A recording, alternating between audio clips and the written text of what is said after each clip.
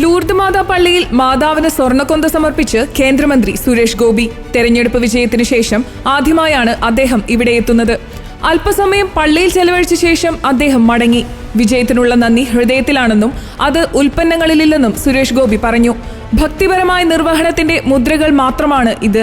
മുൻപ് കുടുംബവുമായാണല്ലോ പള്ളിയിലെത്തിയതെന്ന മാധ്യമപ്രവർത്തകർ ചോദിച്ചപ്പോൾ അത് ഓർമ്മിപ്പിക്കേണ്ട എന്നായിരുന്നു സുരേഷ് ഗോപിയുടെ പ്രതികരണം.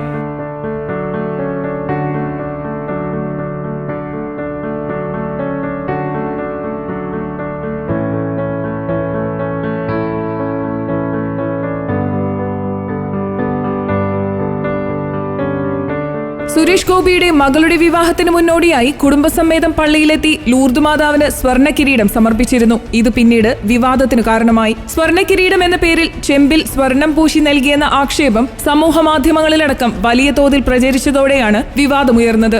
ഇതിനെതിരെ ശക്തമായ ഭാഷയിൽ സുരേഷ് ഗോപി പ്രതികരിച്ചിരുന്നു. ലോക്സഭാ തെരഞ്ഞെടുപ്പിൽ ജയിച്ചാൽ ലൂർദ് മാതാവിന് 10 ലക്ഷം രൂപയുടെ സ്വർണ്ണ നേർച്ച നൽകുമെന്നും അദ്ദേഹം അന്ന് പറഞ്ഞിരുന്നു.